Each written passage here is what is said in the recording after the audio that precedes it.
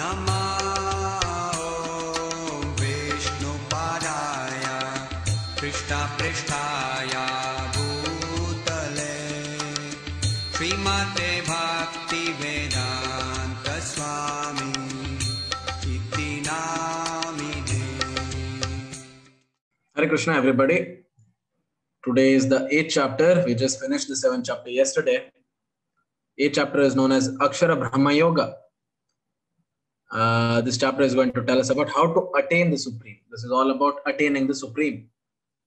So before we get into this, let's brush up on two shlokas, two of the shlokas that Lord spoke in the last chapter, the 29th and the 30th shloka. In 29th shloka of 7th chapter, the Lord said, Jara marana mokshaya mam ashritya yatantite te brahma tadviduhu krishnam adhyatmam karma chakillam.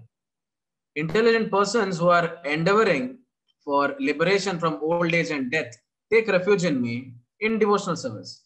They are actually Brahman because they entirely know everything about the transcendental and fruitive activities. Really intelligent people who want freedom from old age and death, which are two of the four pains in this life: birth, old age, disease, and death. People who want freedom from old age and death take refuge in the Lord in devotional service, and they are actually called as Brahman. They are actually Brahman because they have come to understand, completely realize that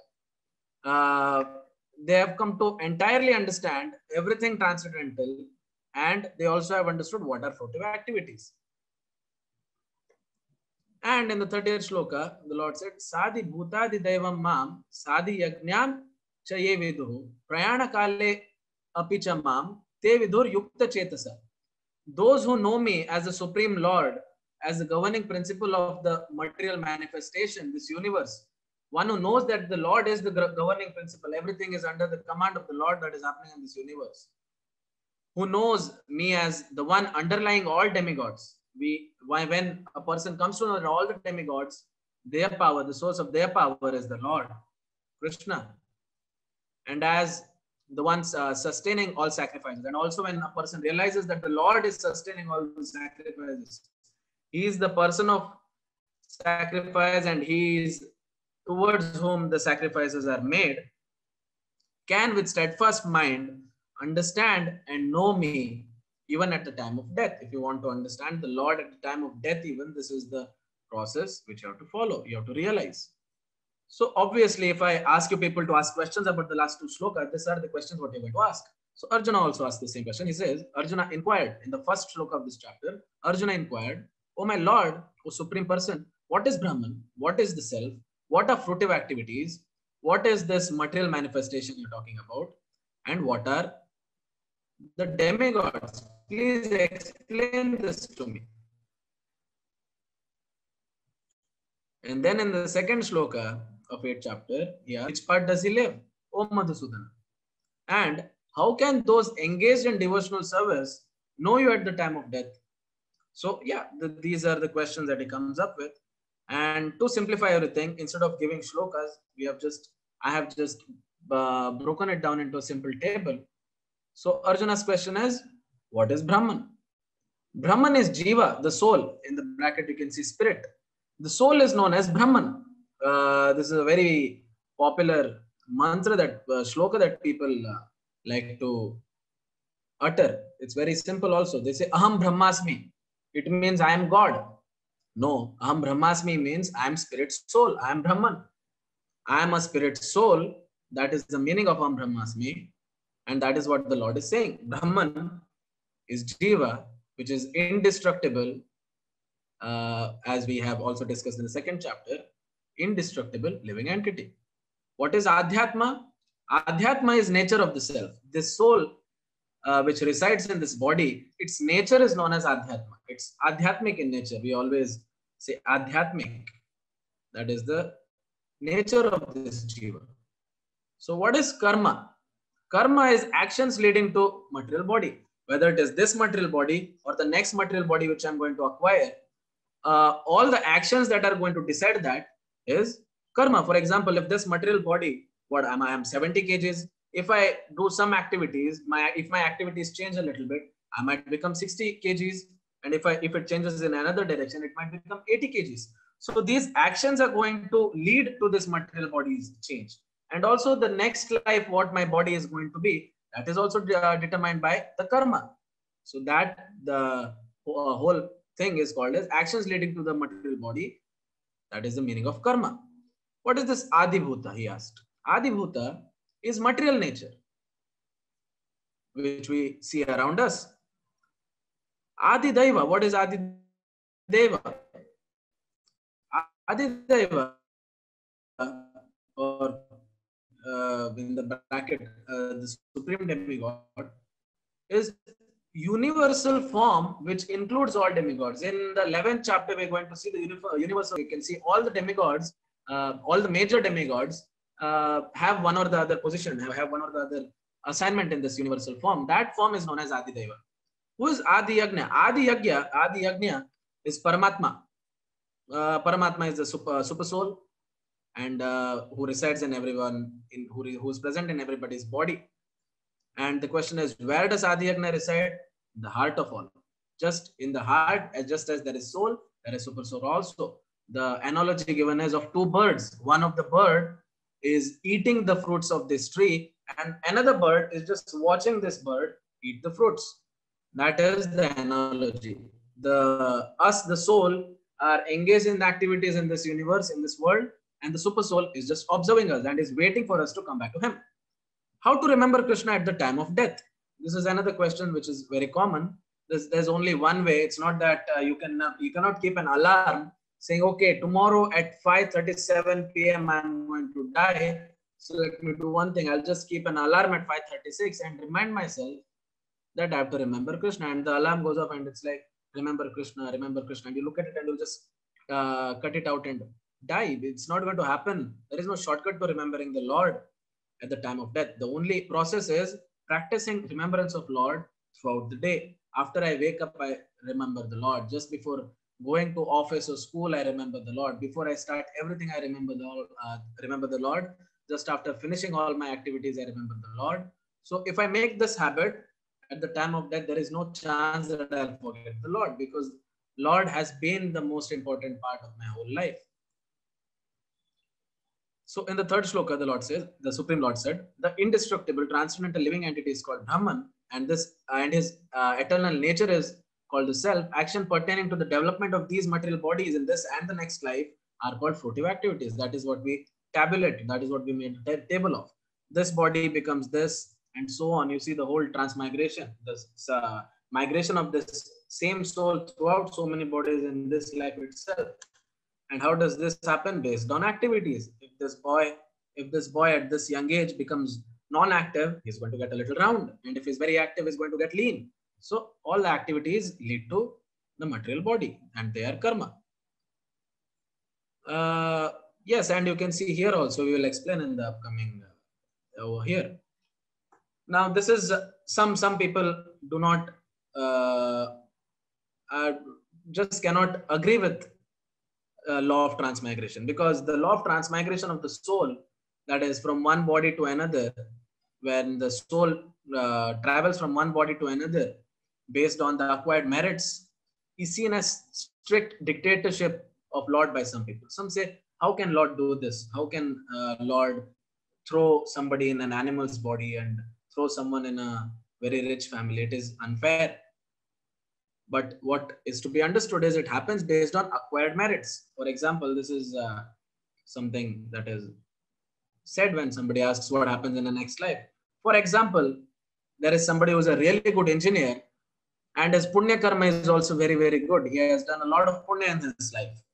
So this engineer who loves the job of engineering so much will be given a very nice position of some demigod, where he'll be able to do good kind of engineering. For example, let's say Brahma. He is given a position of Brahma in some universe, in some distant universe, or maybe in this universe itself after the Pralaya.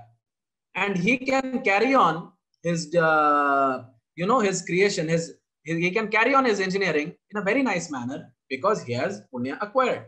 Whereas if someone does not have that much punya, on contrary, he has acquired a lot of papa.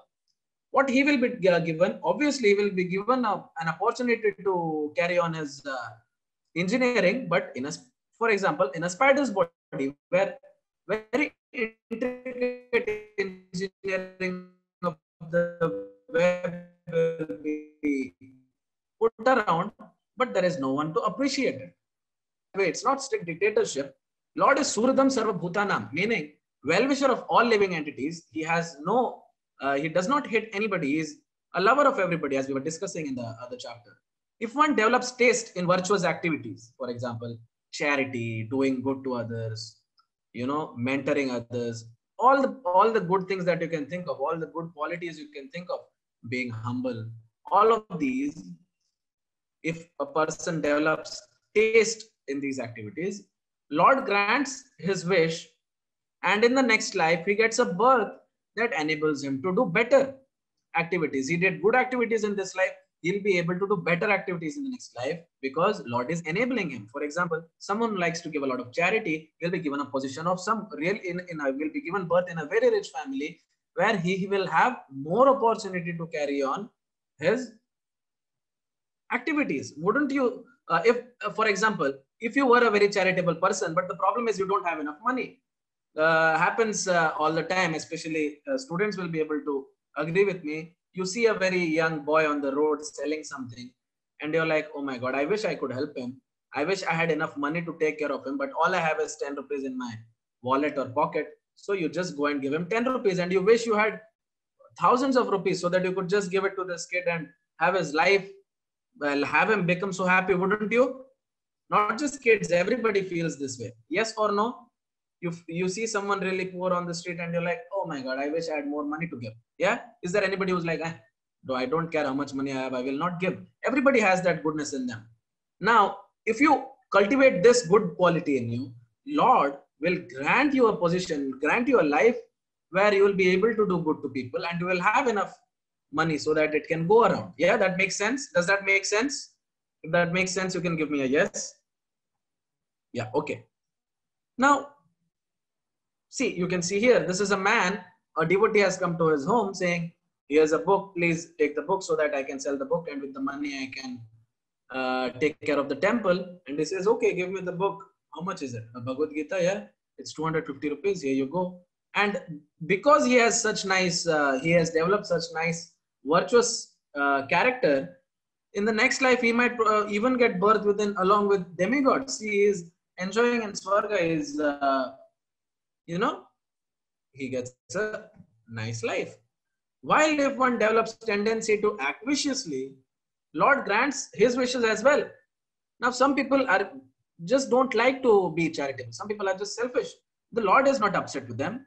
The Lord just grants their wishes. And to protect this person from punishment, he gives him a suitable form where the activities are neutral to. Now, let's try to understand. Let's take this example. Here is a man who is engaged in eating.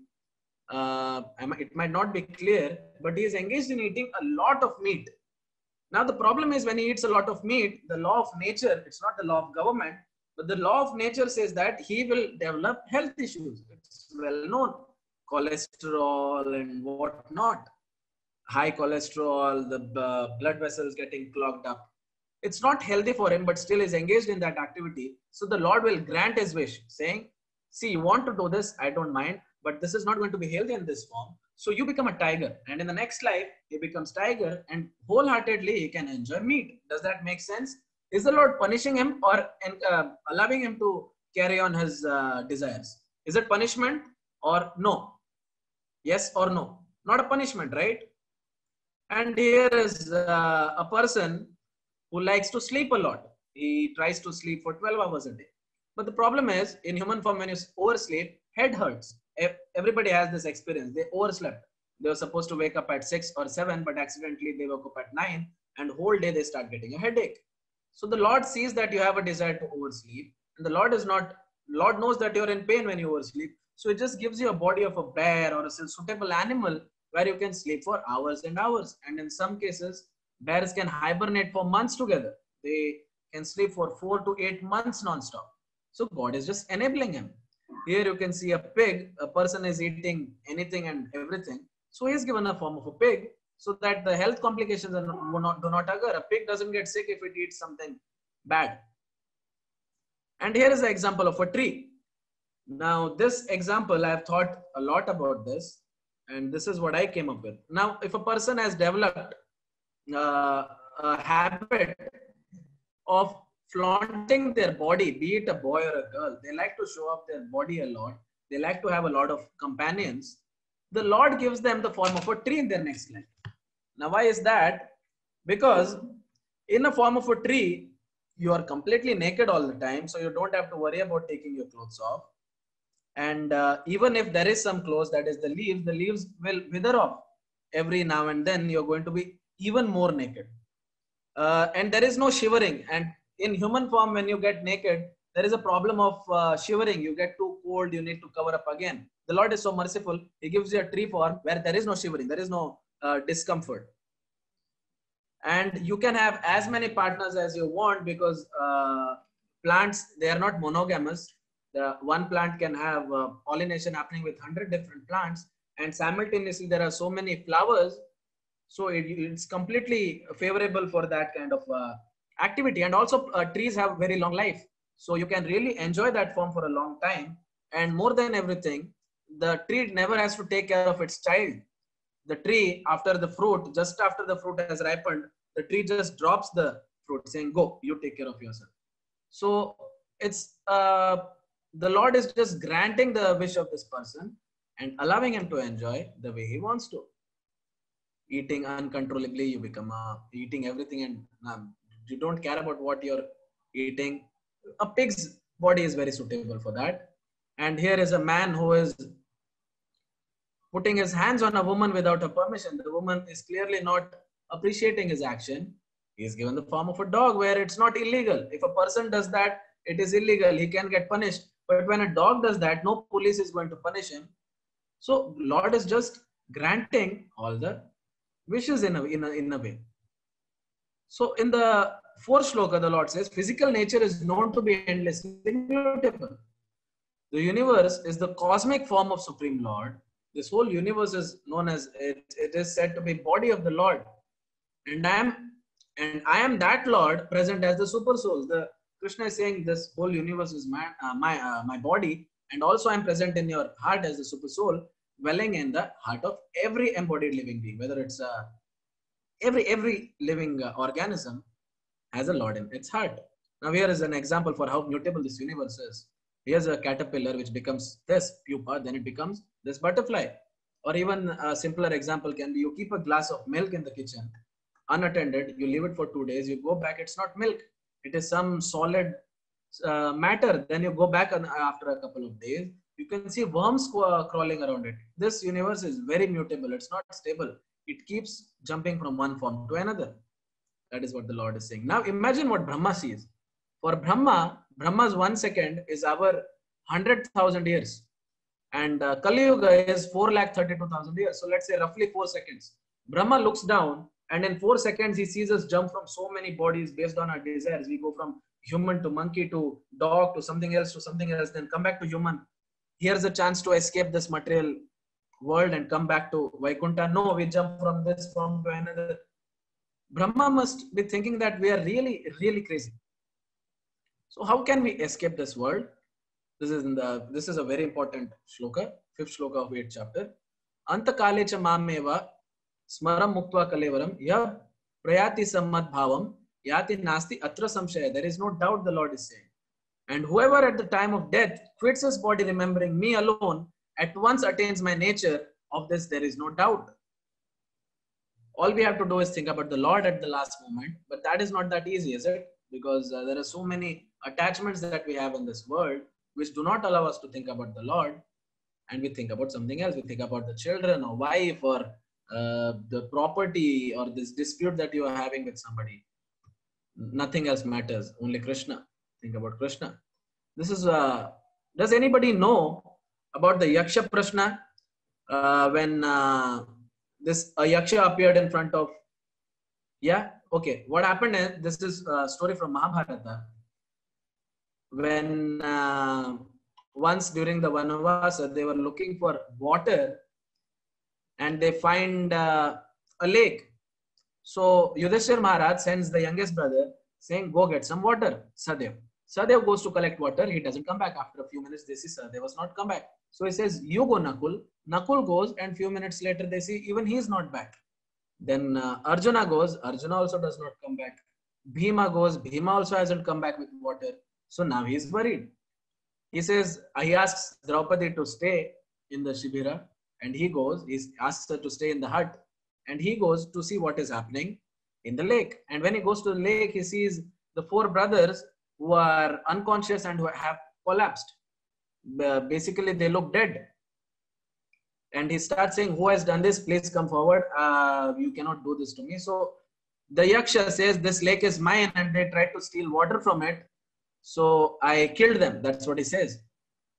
Then Yudhishthir says, water is not yours. It is not mine. It doesn't belong to anybody. You cannot say you are proprietor of any drop of water, like we were discussing yesterday.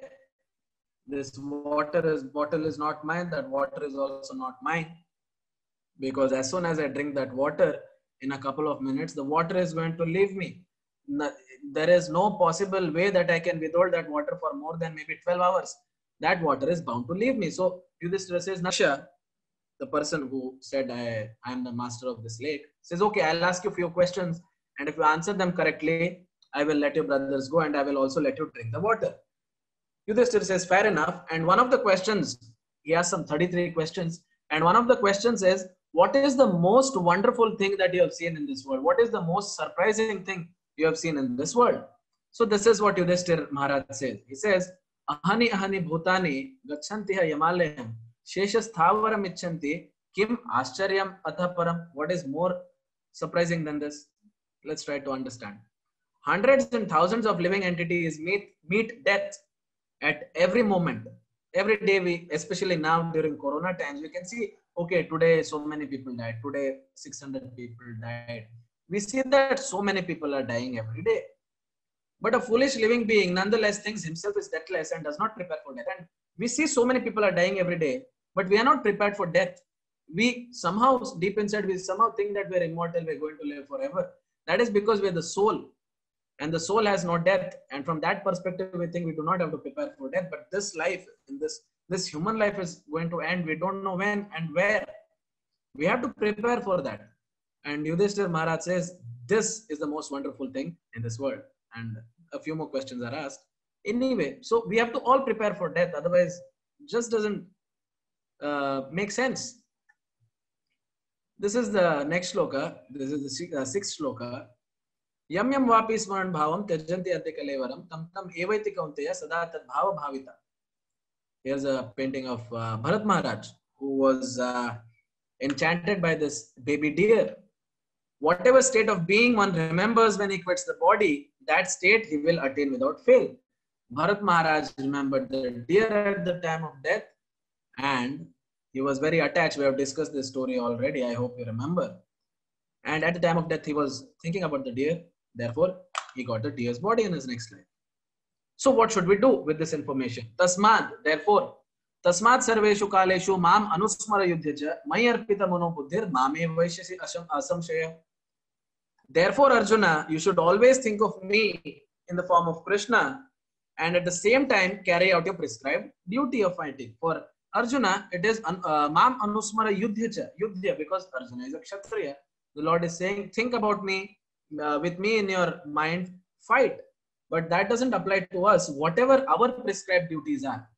I'm a student. I have to do the duty of being a student correctly. I have to, do whatever is required from a student. If I'm an employee of some company, I'll do the job correctly. And I will, you have to do whatever your duties are. You have to accomplish them, while thinking about the Lord. With your activities dedicated to me and your mind and intelligence fixed on me, you will attain me without doubt. The Lord is promising us. So what is the problem? Abhyasa yoga yuktena chetasa nanya gamina param purusha divyam yati partha nuchintayan. He who meditates on the Supreme Personality of Godhead, his mind constantly engaged in remembering me, undeviated from the path, he, O Partha, who is Arjuna, is sure to reach me. Here's the story of Ajamila. Does anybody know the story of Ajamila? also in south known as Ajamila. Ajamila. Okay, one yes and many no's. Okay, so Ajamila was a Brahmin boy. Okay, so I'll just narrate the story. Ajamila was a very nice Brahmin boy, and his father once sent him to the forest to collect some flowers for some puja. So he went to the forest to collect the flowers, and he hears some giggling in the bushes. He hears some people laughing, two people laughing. So out of curiosity, he looks and he sees there is a man and a beautiful girl engaged in the park. The man has embraced the woman and they're talking and they're laughing. So the Ajamila was a Brahmana, immediately knows he shouldn't look, but he thinks, okay, I'll just look what is going to happen. Remember the 62nd and 63rd shloka of second chapter? Dhyayato vishayat pumsa sangasteshu pachayate. When there is a sense object and you look at it, there is attachment developed. So just because of looking for a few minutes, he starts to imagine himself being that man, and he thinks, what if I was that man and I was enjoying, embracing her and enjoying in the park, laughing and all that. So anyway, he collects the flowers and he's thinking about the girl, thinking. Sangat sanjayate kama, that thought developed into lust. He wants it. He goes home and he sees his wife and he says, yes, he's married. He sees his wife and he says, oh, you work so hard around the house. It must be so difficult maintaining the house, no? I'll do one thing. I'll get you a person to help around with this. I'll just get a servant. And he goes to that woman in the park or in the garden and he says, I will employ you in my house as a servant. Can you do that? She says, yes, sir, no problem. She comes home and starts helping around his wife with some daily work. And having her in the house, he starts becoming really non-Brahminical. He starts developing bad qualities and bad activities and bad habits. He starts to do thievery. He starts to loot people. He becomes a bad person. And eventually one day he throws his wife out saying, I'm marrying the servant. You get out of this house. And he marries the servant and he has many children with her. And the youngest son, he names him Narayana. And he's very, very old now. He's what, in his 70s or his 80s. And he names the youngest son Narayana. Lucky for him, because when he's about to die, just at his time of death, he sees these people. These are Yamadutas, really scary looking Yamadutas. They are representatives of Yama who come to claim a fallen soul. But looking at these Yamadutas, he starts to scream and he starts to call out for his son Narayana. He says, Narayana, Narayana, come and help me. But he sees that the son is nowhere to be found. So he thinks, okay, Narayana, my son is not going to help. So once he screams for the Lord, he says, Narayana, please save me. And he addresses the Lord. And Vishnu Dutas suddenly appear. Vishnu Dutas, these are Vishnu Dutas, representatives of the Lord, servants of the Lord. They come and they stop Yamdutas and say, no, you have no right to claim him. He is a Vaishnava. You just leave him. Yamdutas then go to Yamraj and they tell Yama that so and so happened. Vishnu Dutas came and Yama tells them, if Vishnu Dutas come, you have no work to do there. You just come back. And Vishnu Dutas tell him to do more tapasya and think about the Lord more. And eventually he gets moksha. He goes to a very pious place and he practices bhakti yoga. And then after a few years, at the moment of his death, the same Vishnu Dutas come again with the Vaikunta Vimana and they take him to Vaikunta along with them. So the only lucky thing he ever did in his life was naming his son Narayana. That was the akarma that he had. The Lord inspired him to name his son Narayana. And that is why in the olden days, you can see that the children's names are very, very religious. They are Narayana, Vamana, Keshava, such beautiful names. That was the reason. So in the 9th shloka, the Lord is saying, one should meditate upon the Supreme Person. Yeah, did that Ajamila story make sense? Did everybody understand that? Yeah, okay. One should meditate upon the Supreme Person as the one who knows everything, as he is the oldest, who is the controller, who is smaller than the smallest, who is the maintainer of everything, who is beyond all material conception, who is inconceivable, and who is always a person. He is luminous like the sun, and being transcendental, he is beyond this material nature.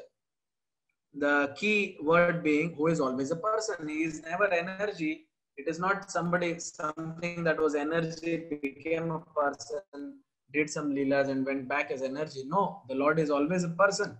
So as long as you know all this and you think about the Lord, that is how you have to meditate. And there is a short chance that you will attain perfection. Now, how to meditate on the Lord? Illusion, is Brahma ever normally an illusion? No. Brahma knows who the Supreme Lord is and is always meditating on the Lord as the Supreme Personality of Godhead. Or even Lord Shiva, for example, he is also always engaged in meditation and he meditates on the Lord as the Supreme Personality of Godhead. And that is these great people we have to take inspiration from. And as long as the role models are good, the destination is also good. So now let's come to a very fundamental question, a very common question which everybody should know answer to. I will just allow you people to unmute yourself. What is happiness? Give me some examples of happinesses in life. Yeah, anybody? When we are pleased with ourselves. Okay. What do you mean by being pleased with yourself? Can I give you an example? Like Yeah. when we have a desire for something and when the Lord fulfills it, we'll be happy. So that means we have the happiness. So I'll give you a few examples. Can you agree with them or disagree if you want to? So let's see. For kids, it is a day after the exam. Exams just got over. It's so much happiness, right? Kids? Is there anybody who's like, "Arey yaar, exam ho gaye, I'm so sad now." No, everybody is happy after exam, right? Yes, sir. Yes, sir. And for adults, it's Sunday. Oh yes, my day off. This is fun, right? If anybody is disagreeing with this, you can disagree. I don't mind. For a prisoner, it is the duration where he is not being punished. Okay, none of us are prisoners here. But if I get thrown in the jail someday, I'll be happy if I'm not given punishment. And while I'm being punishment, I'll be sad. Yeah? Very, very simple definition of happiness this is, isn't it? And watching TV for some is happiness. Now, why is watching TV happiness for some people? Because when you're watching TV, your mind is completely engaged in something and you're not thinking about your life and you're not thinking, the tension has gone away. For a moment, you're not worried about the real world and you've gone into this imaginary world and somehow you're not, under pain. So can we agree all this is happiness? Yes, Prabhuji. Yes. Now let's see the problem here. The problem is this is not happiness. This is just absence of pain. Are you understanding what I'm saying? There is no happiness in the day after exam, but there is just absence of pain. So many days of hard work was there. Now all of a sudden there is no hard work. So we just think this is happiness. For adults, it is Sunday. There was so much of work that goes on throughout the week. Monday is the worst day. Monday, Tuesday, Wednesday, Thursday. We're just engaged in the work. And that one Sunday we get, we're so happy. Because because that one day we have freedom from, the pain. And for prisoner, it's not being punished. Yeah, he is free from pain. And for some people, it's TV because there is no pain. They don't have to worry about life because they're just drowning in this mindless TV. What we think is happiness is just zero. Because we are immersed in this negative world where it is always pain, pain, pain, pain, pain. And one day there is no pain and you're like, yes, this is happiness. Like in the movies or shows or wherever you see, the person, to get some questions out of him, his head is fully immersed in this bucket of water. They hold it down for a few seconds. Then they pull it out and he's like, yes, he's happy. Then it's put back into the water. Then it's pulled back again. And he's like, I'll tell you. No, they put him back into the water and they pull him out. And then finally, when he knows his head will not be pushed back into the water, he's so happy, no? I'll not be pushed back into the water. You fool. You're not happy. You were this way. He was not pushing your head below the water yesterday. Why were you not happy yesterday?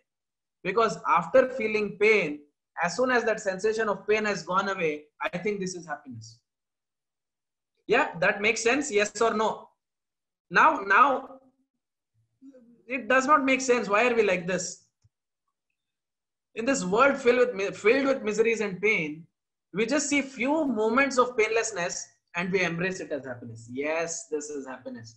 Vacations, no more school, no more kitch from teachers. This is happiness. Or when employees get paid leave, they're like, okay, no more office. Yes, this is happiness. It's not happiness. It's just absence of pain. So, what is happiness? Can anybody answer this question? We come to the next shloka. Mam upetya punarjanma dukhalayam ashashvatam naptuvanti mahatmanah samsiddhim paramagata. After attaining me, the great souls who are yogis in devotion never return to this temporary world, which is full of miseries, because they have attained the highest perfection. The Lord uses the word dukhalayam ashashvatam to define this world. Because dukhalayam, as we just discussed, there is nothing but pain and painlessness in this world. There is no happiness. Some sensual enjoyment, we think, okay, I got this toy car, it's happy. Toy car is going to get spoiled and that happiness is not going to last forever, because in 1 week you are going to lose interest in that toy car. And the toy car becomes a real car when you grow up. You think this car is going to make me happy. And one day while coming from your office to the house, near the speed breaker, the bottom of the car gets really rubbed. And you're like, oh my God, now this is pain. There is no pain. All the things, all the sensual enjoyment that we think is happiness in this world will end up as pain. So there is no pain. There is only a few moments of painlessness in this world. So the Lord calls this world dukhalem. Ale is abode and dukkha. This world is just filled with dukkha. And luckily, it is ashashvatam. It would be terrible if this was dukhalem and shashvatam. No, the Lord is not that heartless. It is dukhalem, but also ashashvatam. It's not permanent. Now, here in this GIF, which I have shared in this tiny video clip, you can see one prisoner is trying to jump out by climbing over the fence, while the other just opened the gate and got out. Can you see that animation? Now, that person who just got out easily, I'm trying to represent him as a devotee. He just escaped using the shortcut. Here it is the gate. In this world, it is bhakti. You just have this gate and you can just get out. But we are trying to climb over the fence, break the fence, bite the fence. You cannot bite the fence. You cannot tear the fence. There is nothing. The fence is impenetrable. It's Maya. The only way to get out of here is opening the gate. And opening the gate is when you start the process of bhakti. Simple. You can just get out. And once you get out, people will follow you because they see, oh, it's so easy. Why didn't I think of this? That makes sense? Did that GIF apply? I hope it did. From the highest planet in the material world down to the lowest, all these places are places. But one who attains to my abode, O son of Kunti, never takes birth again. From the highest, now let's for example take highest as Swarga or heaven. We have heard enough of history and Shastra to know that heaven is always at war. This Asura attacked Indra, that Asura attacked Indra. This Asura just took Indra's throne away. Hiranyakashipu made Indra dance in his court, while Hiranyaksha had Indra as a servant. Ravana's son defeated Indra. So you know that heaven is always at war. So that is not a secret. Why do we think heaven is going to be fun? It's going to be fun, but only momentarily. But then pain comes back again. And earth is at war. Not just heaven, earth is also at war.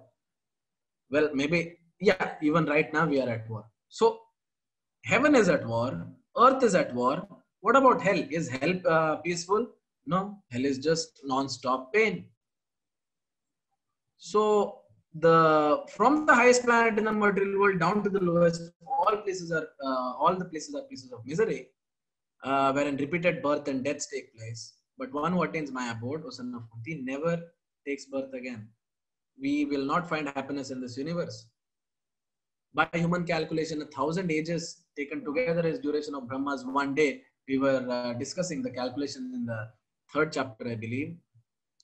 So when Brahma's day is manifest, when it's day for Brahma, this multitude of living entities come into being. All of us are jumping around here, talking, we are having so-called fun because Brahma is awake and when Brahma is looking at us. And at the arrival of Brahma's night, they are all annihilated. The whole universe is going to be annihilated. Shiva is going to come and clean off everything and Brahma is going to take rest for the night. Again and again, day comes and host of living beings are active. Again, the night comes, Partha, and they are helplessly dissolved. We just come, have fun, and the lights go off, we are destroyed. Lights come on, we have so-called fun. Lights go off, we get destroyed and diluted. So what do we do? Is there any escape to this? Yes. And that is, yet there is another nature which is eternal and is transcendental to this manifested and unmanifested matter. This is it is supreme and is never annihilated. When all in this world is annihilated, that part remains as it is. Vaikuntha is that one, even Swarga is going to get annihilated. Even Swarga will be dissolved during Pralaya. But Vaikuntha is the only place, Golok Vrindavan is the only place which is eternal. And this is the Goloka chart. This is the chart of this universe, which we will discuss in detail in Bhakti Raksha, hopefully. But if you could see clearly, you could see that there are 1, 2, 3, 4, 5, 6, and 7 coverings to this universe, and they all have their own names: earth, water, ether.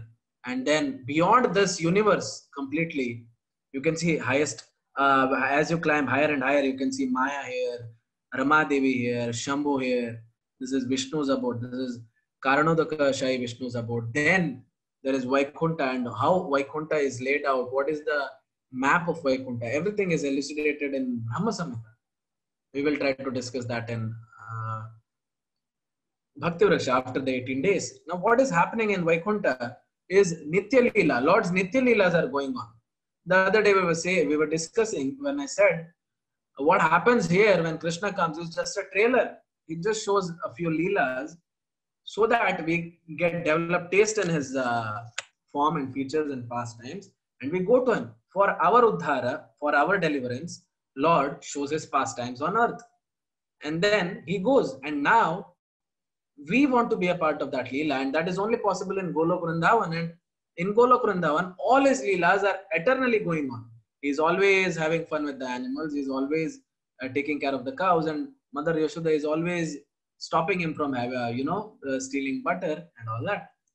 Nitya Leela is always going on. So this is a Mukunda Mala Stotra. Krishna Tvadiya Pada Pankaja Pancharantam Adyaiva Me Vistau Manasa Rajahamsa Prana Prayana Samaye Kafavata Pittai Kanthova Rodhana Vidhau Smaranam Kutaste. What it means is, oh Krishna, please allow my mind to immediately yield to your lotus flower like feet, just as flamingos enter into the labyrinth of lotus flower stems. When at the moment of my last breath, my throat becomes constricted by the action of bodily humor, air, bile, and phlegm, how will I be able to remember you? This is how we are supposed to beg to the Lord to help us remember it. Because at the time of death, it's very painful and it's really difficult to think about anything. So with Mukunda Mala Stotra, we beg the Lord to please enable us, to please allow us to think about him during the painful situation of dying. So the Lord in the upcoming shloka, that is 28, says, Vedeshu yagneshu tapashu chaiva daneshu yat punya phalam pradishtam atyeti tatsvarvam idam viditva yogi param sthanam upaiti chadyam. Person who accepts the path of devotional service is not bereft of the results derived from studying the Vedas, performing austere sacrifices, giving charity, or pursuing philosophical and fruitive activities. At the end, he reaches the supreme abode. What this means is, many of us think that if we become devotees, if we surrender to the Lord, we will lose out on so much of the studies of Vedas or performing sacrifices, because Krishna says best sacrifices japa. So we think, what about big yagyas and havanas? All that punya I could have acquired, but here this person is saying serve the Lord. Krishna is saying a person who is in the path of devotional service is not bereft. It's not that he does not get the benefits. He gets the benefit of that as well. Because try to understand, a person who is studying in the 10th standard, it is not that he is losing out on the syllabus that is being taught in the 9th standard and 8th standard. He has understood all that and he has come here. Is that making any sense? Is that being understood? A person who is in 10th standard should not tell teacher saying, teacher, but you are keeping me here, but I am missing out on all the things being taught in 9th and 7th and 8th standard. I want to go there. No, all that is there and more than that is there in 10th standard. Just like that, one who is engaged in the devotional service of the Lord is not bereft of the benefits of Karma Kanda. He gets benefits of that as well. That's the 28th sloka. And this is the summary of this chapter. And yeah, this was quite a short chapter. And that ends today's chapter. And now I can take questions. I'll just allow you to unmute yourself. Sure. Hare Krishna, sir. Hare Krishna, Mataji. Sir, was there any time that Vaikuntha was in pain? No, the definition, the meaning Vaikuntha, Vai means no, Kuntha means pain. Vaikuntha means absolutely no pain. It is, it's devotees engaged in service to the Lord, so there is no pain. But sir, some tell that when Lakshmi Devi ran from from Vishnu, when Vishnu also ran behind Lakshmi Devi, they say that the entire Vaikuntha was in sorrow. That is because Vishnu was not there. Wherever, see, after Lord Ram, when Lord Ram is asked by his father, Dashrath, to leave Ayodhya and go to the forest, the whole town, whole city of Ayodhya, all the citizens of Ayodhya start coming with him. So Lord Ram says, go back to Ayodhya. Why are you coming with me? So the citizens say, my lord, wherever you are, that is Ayodhya. Ayodhya is not there. Ayodhya is at your feet. So if there is no Lord in Vaikuntha, it is not Vaikuntha. So that is what was shown in that Leela, that Lord loves his devotee so much. Lakshmi Devi is his dear, dear devotee. And if she goes away, the Lord cannot live without his devotee. And when the Lord goes away, devotees are never happy. That was the Leela. Did you understand? Yes, sir. Hare Krishna. Hare Krishna. Hare Krishna, Swami. My question is, if the human, as a human being, we chant this magic mantra, and if we can attain the Vaikuntha, then why the gods who are doing such a good work, demigods, they are not in the Vaikuntha and they are still God? So were you there when we were discussing karma, vikarma and akarma? Yeah, I was there. If you are a good person, and even in this chapter I was discussing, if you are a good person, Lord helps you to do better job. For example, somebody who is very charitable in this planet might be given position of some demigod so that they can do better job. And a demigod, a small demigod, might be given position of an even bigger demigod. Doing good job is not the way to get out of this world. Doing service to the Lord is the way to get out of this world. Demigods are although engaged in service to the Lord, and again, they are serving the Lord by helping the Lord keep this universe in order. So after demigods die, which they do, after their demigods die, they go to the Lord if they have done enough of sadhana. So that is why, Prabhu. Did I answer your question? So like Brahma, Vishnu, Mahesh, these are the three highest demigods. Why they are still... No, Prabhu. Vishnu is not demigod. Were you there yesterday? Yeah, sorry. Brahma and Mahesh also worship the Vishnu. Yeah, they are at the same level of whatever they are doing. They are engaged in the devotional service and they are still ongoing. Their service is going on, and Brahma and Shiva are not ordinary personalities. Brahma is a very, very dear devotee of the Lord, and definitely in Bhakti Raksha I will introduce who Brahma is. But Brahma is a very dear devotee of Lord, and Brahma is already 50 years old in his terms. So when he'll be 100 years old and when he's about to leave his body, he is definitely going to Vaikuntha. There is no doubt about it. And Shiva is actually a citizen of Vaikuntha. He has come here to serve the Lord. He doesn't belong in this universe. He is not from here. That is why he is known as Mahadev, because he is beyond any other demigod. He does not belong here. He is here to serve the Lord, to do something that no other demigod can do. They are not on the same level of other demigods. They are beyond. Okay. They are not ordinary. Shiva is not ordinary. Rama is not ordinary. If you're talking about Indra, well, Indra might have to do a lot of tapasya. Indra is a devotee of the Lord. And if the Lord is happy with his service, the Lord will take him back. Okay, understood. Hare Krishna. Hare Krishna, Prabhuji. This is Pradeep here. Yeah, Hare Krishna, Prabhu. I was just reading the PPT which you have. In this world filled with misery and pain, we just see few moments of painlessness and embrace it to be happiness. I want to share my experience, sir. I work in an IT company, and there's a lot of pressure against this COVID, and all the work timing flexibility has all gone for a toss. What I see is during the weekdays, there is a lot of focus on the work. There is happiness, there is sad, everything goes on. The moment weekend comes, and this is a few moments of painlessness which I can relate. Yeah, it just retains till Sunday evening.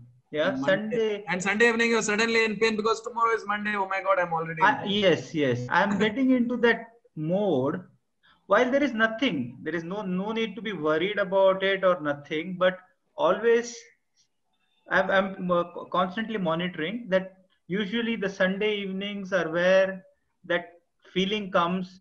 There is no pressure, there is nothing, but the feeling comes, the uncomfortableness. And from Sunday evening, the thing gets into the kind of pressure, and that happiness, that happiness is just gone. And the focus is back on Monday and getting the work done. Why is this, Prabhuji? Like, is it because it is, I do a lot of prayers. I follow the Hare Krishna, the chanting and all. But why this is there? Because I am a quite experienced person, but why this feeling comes and goes and comes and goes? What is that? Is it because we are humans? We will have this. We have to struggle this throughout the life, or is there a way? Yeah. This is, Prabhu, this is because this. I'm not saying it might apply to you, but to some people it applies. They practice Hare Krishna, they practice the whole philosophy, but the problem is their center is not Krishna.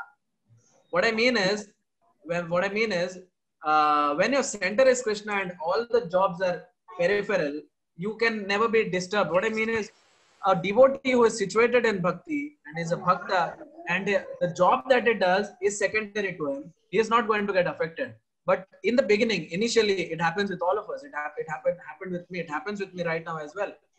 What happens is my professional life is the core and bhakti is the evening activity that I do. Mm-hmm. Whole day I'm engaged in some earning livelihood. Then in the evening, I'm like, okay, let me do some japa. And when this happens, that is when you become uncomfortable, because this is a hobby to you and that is your life. Professional life is a life and this is a hobby. If you flip it around, Krishna Prema is your life and your job, whatever so-called job that you do is your hobby, or you do it as a secondary activity, that is when you cannot be moved, because your foundation is in Krishna and Krishna will never let you feel bad. When Krishna is in your heart, Maitri Mataji is asking, how could Ajamila, doing so much sinful activities, how could he get moksha? Well, at the time of death, at the time when first time death came to him, he uttered the name of the Lord. He said Narayana. And that one name of the Lord is enough to burn out all the sins of the life. But then again, he also practiced a lot of bhakti. He did a lot of japa. He burned out all the remaining sins. He attained Krishna Prema. And he wasn't the same Ajamila when he was going to Vaikuntha. He was completely transformed. He was a devotee. Doesn't matter what your past is. Matters what your present is and what you're going to do in the future. Lord always forgives. Guruji, probably it's a debatable question. I don't know whether this question is a right question or not. So this is all Bhagavad Gita and all we are talking as per, for my knowledge, it's there in as part of Hinduism, right? So Hinduism, whatever maybe, but it can be I taken don't by use that. any other. I Sorry. don't use that word because Krishna has never used that word. Krishna Yeah, never used that. The thing is, Bhagavad Gita belongs to humans. It's not Yes. limited to any religion, because the Lord is the Lord in any religion you go. It is Krishna himself who is the Lord. Nobody has claimed that I am God except for Krishna. In any dharma, nobody has said, "Hey, I am God." Everybody says, "I'm the messenger of the God." Whether it is Moses, Jesus, or Prophet Muhammad, or anybody, nobody has said, "I am God." But Krishna is clearly saying, "I am God, and I come. My disciples preach my message to everybody." In upcoming chapters, we'll see. He says, "Many people will come and preach my words." So yes, I don't use that word which you use. No. What I'm trying to say is, as I'm about to say, it doesn't stops anyone, any other religion or someone to preach this one. Yes. But so whether this can be, basically some people may not agree with this one. So saying that Bhagavad Gita is the main one. They have their own scriptures, right? Or either Quran or Bible, whatever may be. So Bhagavad Gita has no boundaries. It's not bound by any religion nor by any country. Bhagavad Gita is translated in all the languages and is being read by every person in every country. We have a disciple. We have a devotee in temple. His name is Karim. He's from Turkmenistan. He's a very, very nice devotee. I will maybe introduce him on the last day. His name is Karim. He's from Turkmenistan. He's a very, very nice devotee. So it's not, the Bhagavad Gita is not limited to any religion. You're right. okay, yeah, thank you. Hare Krishna. Hare Krishna, Prabhuji. This is Pradeep here. One more question, Prabhuji. See, there was a what do you say? In one of the session, not in this session. I attended one of the session where the trainer asked to draw a picture of a house you want to stay, and he gave 10 to 15 seconds, Prabhuji. He gave everyone to draw a picture of a house, and everyone took a pen or paper and a piece of sheet, and they started building the house. And he said, stop now, within 10 seconds. It's a very short time.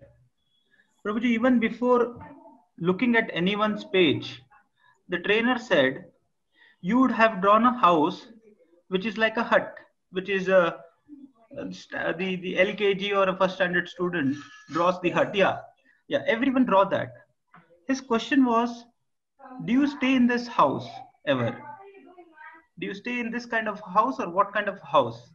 Because I said, draw a picture of a house which you like, but you have drawn a hut.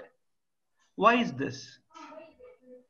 He tried to explain that it's all about the conditioning of a mind which happens.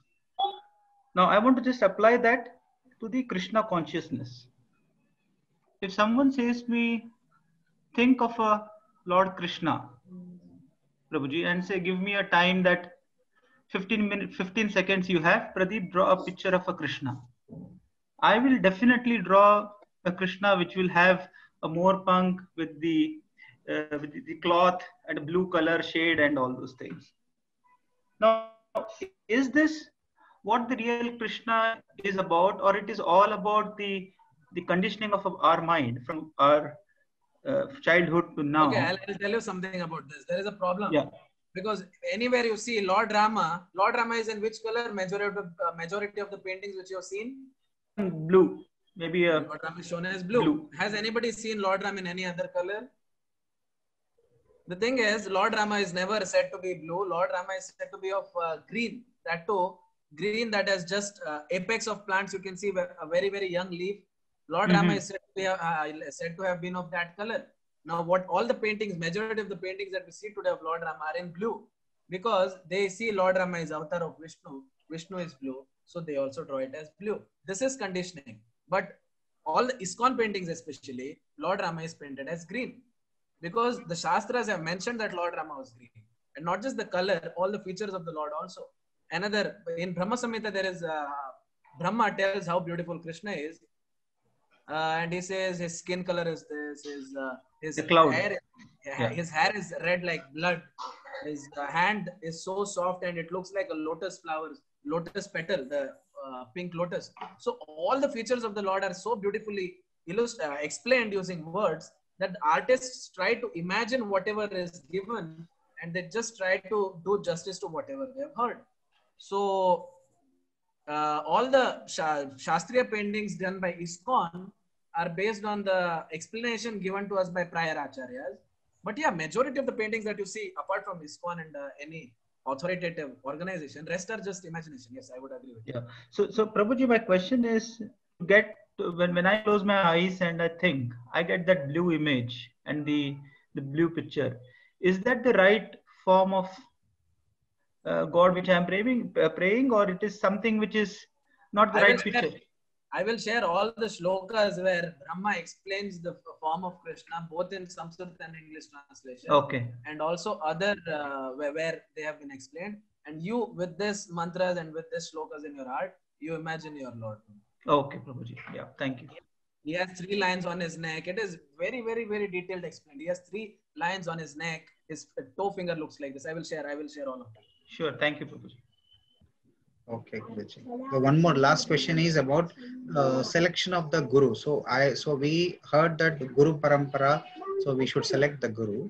But is that okay? Selection of guru means what I'm saying. Is there a process that we have to do? That okay, we have to take this person as a guru, or some process, set process is there, or just we can think that okay, we are coming to, we can take it as from the person ISKCON, Chaitanya Prabhu is our guru. That's it, or how to do that process? Prabhu, you need a live person in front of you to be a guru. You cannot say that person who lived 500 years ago is my guru and I've read all his books and I've completely understood the philosophy. Problem is, your understanding might be faulty, and if you actually spoke to that person, there would be few things you would not agree with. So the requirement is we actually need a live guru who will guide us and who will in real time, bring us back to the right path if we are wavering away from the exact truth. So we need a live guru, and as long as they come under a disciplic succession of the proper disciplic succession right from Krishna, and as long as there is compatibility between you and the guru, you can choose them. Tadvidhi pranipatena pariprashnena sevaya upadeshanti jnanam jnaninha tattvadarshina. You go to them, you ask your question, do some seva, they will give you the knowledge, and if you can agree with it and if they can convince you, he is your guru. Okay, that means but always parampara has to be there. Okay, that means first of all we need to start doing some kind of service. If, for example, if I want to take it through ISKCON or some service, I need to start with. Then after all those pariksha and all that stuff, if people got satisfied both sides, join they us for can Bhakti consider. Raksha first. You can join us for Bhakti Raksha, register for Bhakti Raksha in whichever language you're comfortable with. Okay. And you can continue from there on. In ISKCON, it's very easy. In ISKCON, there is not much red tape. It's very easy. It's a simple, streamlined process. Okay, thank you, bro. Right. Well, any more questions? Okay, then we'll meet tomorrow with the next chapter, which is 9th. Hare Krishna, everybody. Thank you for your time. Hare Krishna.